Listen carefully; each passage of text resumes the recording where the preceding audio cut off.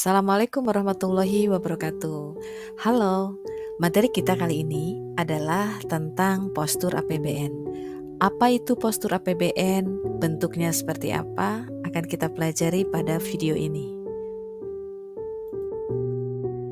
Ini adalah contoh postur APBN tahun 2022 dan 2024. Kita perhatikan kolom uraian yang memiliki komponen-komponen sebagai berikut. Pertama, pendapatan negara, kedua, belanja negara, ketiga, keseimbangan primer, keempat, surplus atau defisit anggaran, kelima, pembiayaan anggaran. Setiap tahun, pemerintah akan merilis postur APBN dengan komponen-komponen tersebut. Dalam Kamus Besar Bahasa Indonesia atau KBBI, postur memiliki arti bentuk tubuh atau perawakan. Kata postur merupakan kata serapan dari bahasa Inggris yaitu posture. Akar kata asli posture berasal dari bahasa Latin yakni positus yang berarti menempatkan atau menaruh. Jadi secara harfiah, postur APBN dapat didefinisikan sebagai bentuk rencana keuangan pemerintah yang disusun berdasarkan kaidah-kaidah yang berlaku untuk mencapai tujuan bernegara. Melalui postur APBN, publik dapat menilai perkembangan kinerja kebijakan fiskal, kondisi keuangan, kesinambungan fiskal, serta akuntabilitas pemerintah. Lalu, bagaimana format dan struktur APBN? Sesuai dengan penerapan prinsip anggaran berimbang dan dinamis, sejak tahun anggaran 1969-1970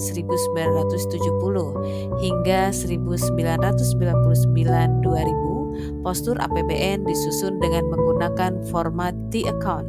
Dalam format T-account, secara teknis akuntansi, APBN disusun dalam besaran yang sama antara jumlah pendapatan dan jumlah belanja negara.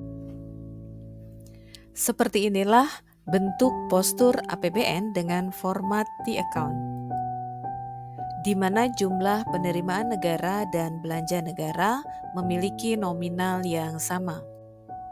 Nah, karena bentuknya sebelah menyebelah begini, terlihat seperti huruf T kan? Format dan struktur APBN yang dalam periode tersebut disusun dalam bentuk T-account berdasarkan prinsip anggaran berimbang dan dinamis, sejak APBN 2000 diubah menjadi I-account. Format dan struktur APBN dalam bentuk I-account memungkinkan defisit anggaran tercermin secara eksplisit serta dapat dibiayai dengan sumber-sumber pembiayaan dari dalam dan luar negeri. Seperti ini format I-account. Uraiannya tidak lagi sebelah menyebelah, tetapi disusun ke bawah.